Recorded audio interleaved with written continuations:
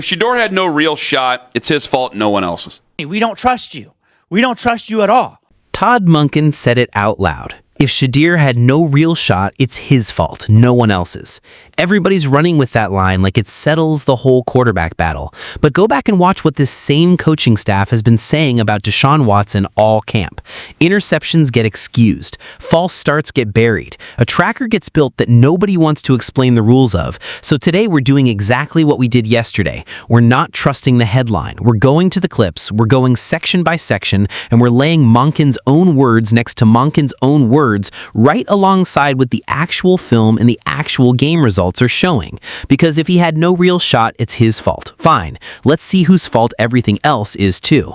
Let's start with the tracker, because that's where this whole mess begins. We've said it before, and we're saying it again. We don't trust the tracker. Not because the numbers are fake, but because of how it gets used. Think of it like combine stats. The number tells you something happened, it doesn't tell you what actually happened on the field. If a receiver runs a shocking 40 time, you go look at the tape to confirm it. If a quarterback posts a wild completion percentage, same thing. You go to the clips. That's the whole point of doing this every single day. We watch the practice video, we cut it up, we go toe-to-toe with what these outlets are reporting versus what the film shows. And here's the part nobody's explaining to the fan base. These practices are being called under one-hand touch rules. If a defender gets a single hand on you, the whistle blows, you're down, no matter what happens after. That is why some of Shedeur's completions that looked like touchdowns on the tape didn't get counted as touchdowns in the tracker. Contextually, per the actual flow of the play, some of those were touchdowns. Per the parameters of one-hand touch, they weren't. Both things can be true at the same time, and that's exactly the nuance that gets left out when a stat sheet gets tweeted out with no explanation attached to it. Give Shedeur credit for the throws he made. You can do that and still respect the rules of a padless practice. What you can't do is publish a tracker without ever telling your audience it's one-hand touch, then let people argue about touchdown numbers with zero context. That's not reporting. That's driving clicks off confusion. And it matters here because this is the same outlet, the same standard that's about to hand Todd Monken a quote that people are treating as gospel. I don't trust it. I don't trust it. I look at it as combine stats from the NFL combine to where like, oh, those numbers are there, but I'm going to only really hold it to where things look crazy, to where if someone's running a 4.3 at 250 pounds, I'm going to look at it. Or if some wide receiver slips up and runs a 4.66, 4.67, I'm going to look at it. But again, this is why we look at the clips. We look at the clips, we put them together, we watch the clips, we analyze it, and we go toe for toe with what's going on in the field versus what these jabronis are saying. You have to understand, if you're there, they're playing by rules. And the rule is, if you're touched, you're down. If the player continues into the end zone and the referee does not... It is one-handed touch. I said that a few times. I don't like one-handed touch. But on top of that, you can definitely say some of those are touchdowns too. Like, you can definitely say context per rules. Some of these are touchdowns. You can definitely say the Malachi Corley, I believe it was, that was going to be a touchdown. If the people covering this camp can't even tell you the rule the reps are being played under, why would you trust their read on who's winning it? Now, here's where it gets worse. It's not just the reporters missing context. It's the head coach handing out different grades depending on which quarterback threw the pick. Go back to one of the first practices. Deshaun Watson throws back-to-back interceptions. Monken gets asked about it and says, I would have made that throw. Comes back around the next day, tells another reporter, yeah, I would have made both those throws too. Those were interceptions. Say that part slowly. 2 interceptions, and the head coach is out here saying he would have thrown it the exact same way. That's not a small thing. If the guy calling the plays isn't grading turnovers the way we're grading turnovers, then everything downstream of that gets skewed. The tracker numbers get built off somebody's judgment calls. And if Monken's already decided a pick was a good decision, guess how that gets logged? You start to see why this looks less like objective tracking and more like a coaching staff quietly protecting a guy on a fully guaranteed contract who hasn't played meaningful football in almost 2 years. Then flip it. Shedeur takes a sack at the end of a 2-minute drill trying to run the clock out. That wasn't him holding the ball too long. That wasn't him making the wrong read. The offensive line didn't hold up. That's football. That happens to every quarterback in this league, including Tom Brady. But instead of that context getting reported, it gets filed as a mistake with no explanation of what actually happened up front. One quarterback gets the benefit of the doubt on real turnovers. The other quarterback gets docked on a play that wasn't his fault at all. That's the pattern, and once you see it, you can't unsee it. You're not up here. You're just a reporter. You just call the balls and strikes. You did a poor job reporting this. You did a poor job reporting this tracker. That's the thing about this. You did not tell your fan base that it's one-hand touch. Like, I tell people that's one-hand touch, and they're not realizing that. But again, it's one-hand touch. I don't trust the tracker. I don't trust it. I look at it as combined stats where if something's on the fine edges, where someone did X amount, like they went 90, 80% completion rate, wow, we better take a look extra today. Oh, man, extra touchdowns. What really happened? Oh, red zone work. Oh, he threw 4 picks today? Oh, I better look at those interceptions. How is he screwing up? I look at it in that realm. But again, when it comes to overall credit, after what Todd Monken said after that first practice, or one of those first practices when Deshaun Watson threw back-to-back interceptions almost, and then he comes on the next day, says it, I believe, to Danny O, and says, oh yeah, I would have made both those. Like, come on, dude. Those are interceptions. We shouldn't be having interceptions. So if things are happening on the field and they're being counted different ways by the coaching staff, 2 interceptions get called good throws. 1 clean sack gets treated like a red flag. That's not balanced coverage, that's a thumb on the scale. So let's talk about the turnovers directly, because this is the part getting buried the hardest. Deshaun Watson had a turnover in the actual preseason game, and almost nobody wants to sit with that.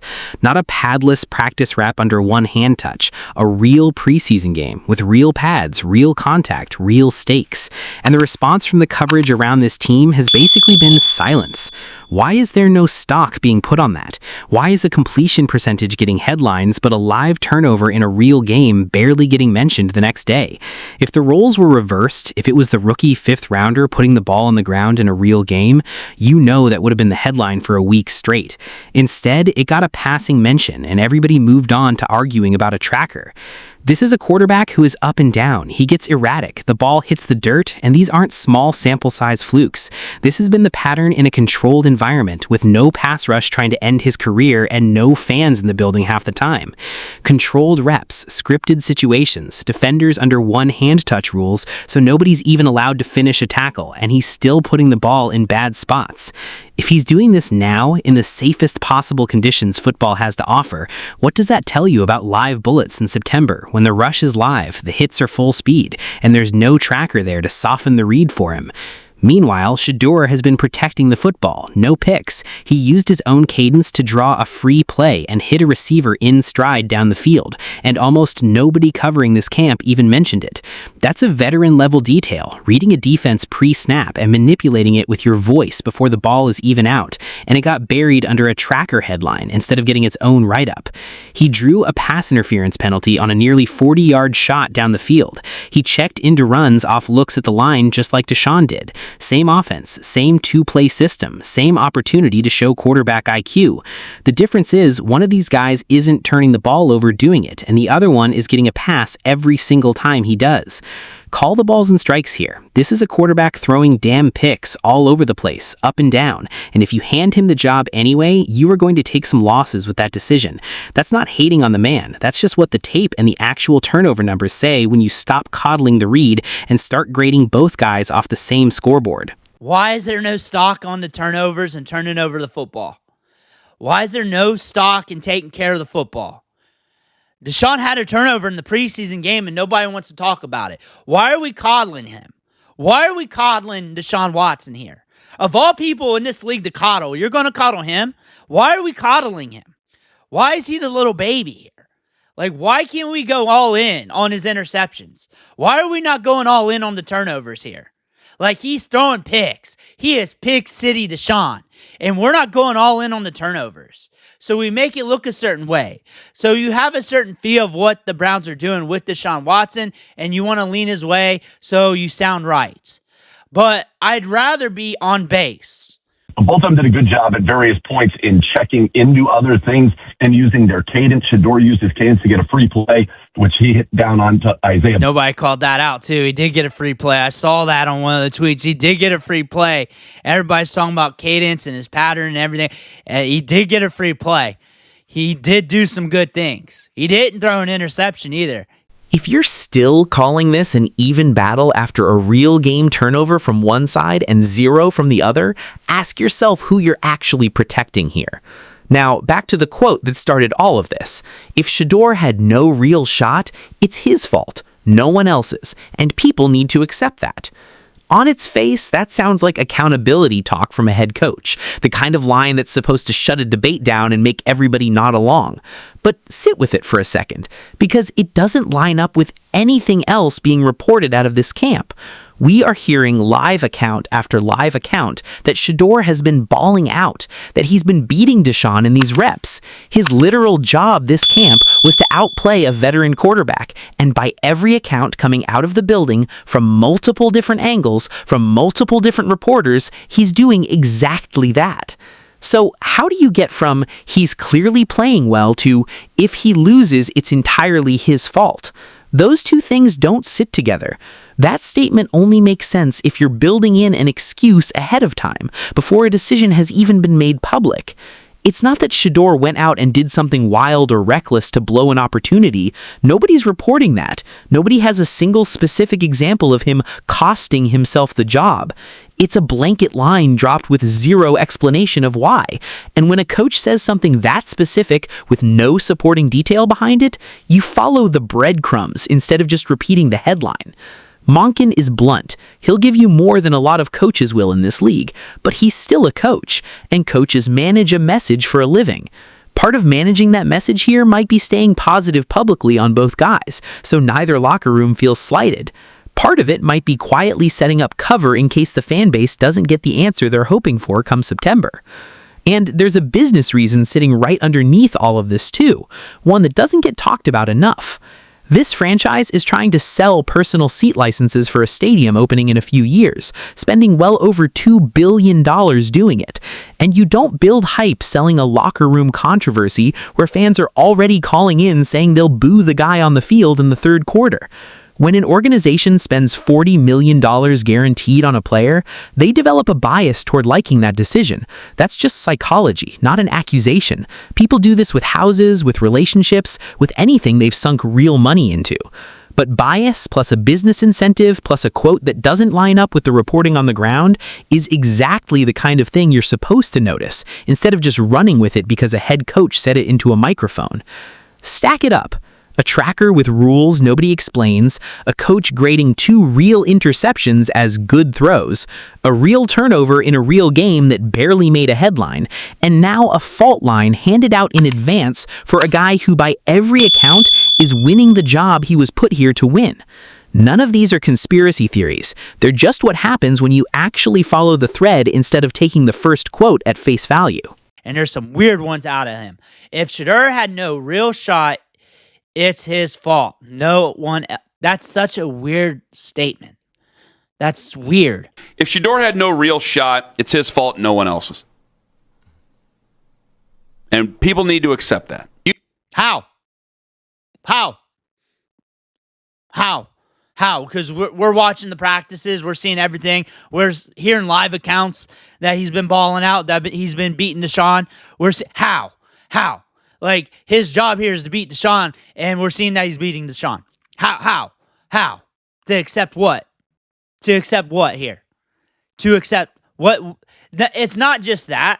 It's no real shot. So no real shot and saying that it's his fault. Like, that does not line up. It's not like he's out here being wild and saying crazy shit. Like, that does not line up. Even if he had a real shot and lost it, that does not line up with that.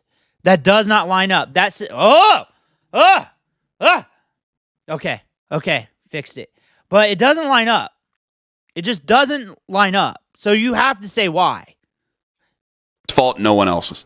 Like, he is blunt. He will give us more than a lot of other coaches, but he's still a coach, and you don't trust a word that he says. You don't trust a word that he says. However, there are certain lines that comes out his mouth that does not make sense. Then you got to follow the breadcrumbs. Bernie Kosar and the coach breaking down actual film reads are giving you specifics. The other side is giving you a recycled talking point with nothing behind it. Only one of those is worth trusting. There's one more piece of this that deserves its own beat before we wrap it up, because it explains why this debate refuses to die even with the tape saying what it's saying. You've got two completely different camps covering this quarterback room, and they are not working off the same information. On one side, you've got people going frame by frame, stringing together 6, 7, 10 minutes of practice film from different angles every single day, cross-referencing it against what actually happened on the snap. On the other side, you've got a talking point getting recycled without a single specific example attached to it.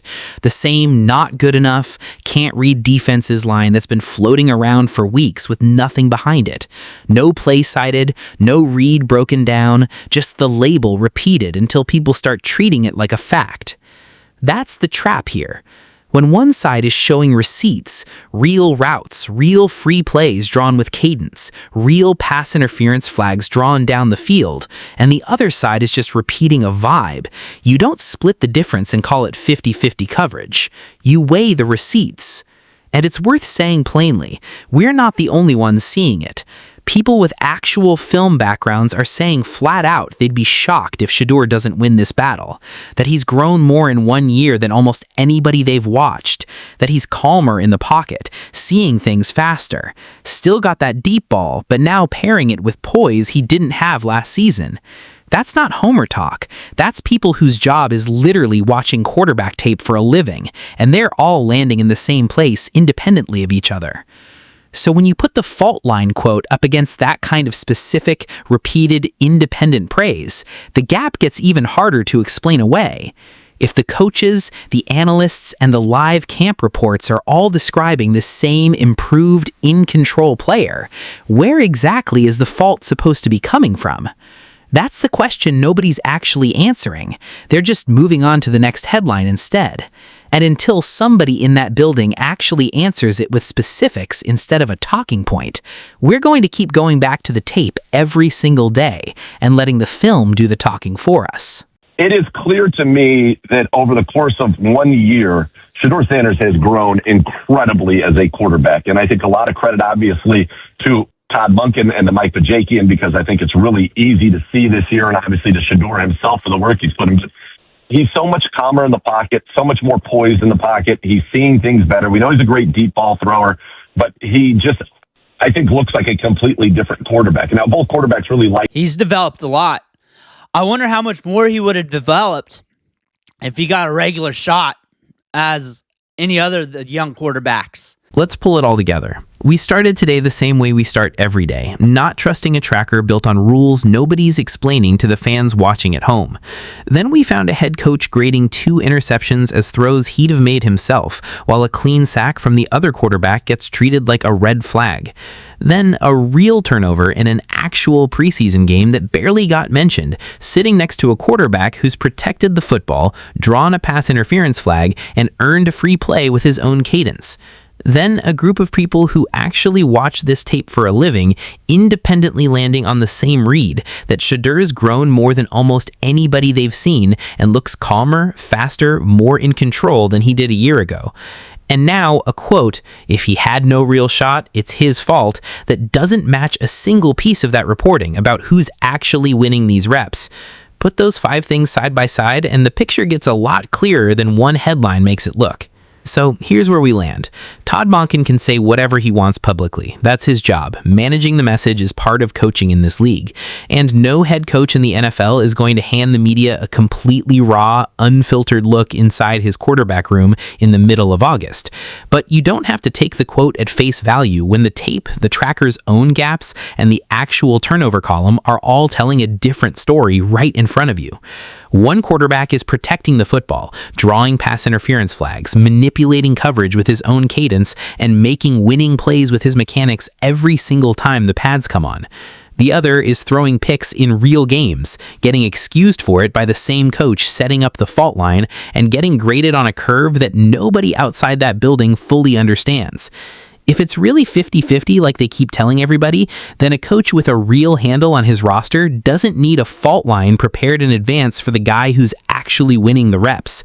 You don't hand out blame before you've even made the decision unless you already know which way this might not go and you're getting ahead of the reaction. That's not us reading too much into one sentence. That's just what happens when you put that sentence next to everything else this same staff has said and done over the last few weeks. The tracker, the picks called good throws, the turnover in a real game nobody wanted to talk about, and now this. It all points the same direction. So tell us straight up in the comments, and we actually want the real answer, not just the safe one. Are you buying Todd Monken's no real shot, it's his fault line as honest accountability, or do you think that's cover being built right now for a decision that might already be made behind closed doors? Drop it below. Tell us which side of this you're on, back it up with what you've actually seen from the tape, and let's argue about it all the way down to kickoff. Smash like and subscribe on the way out. We'll see you tomorrow for the next one.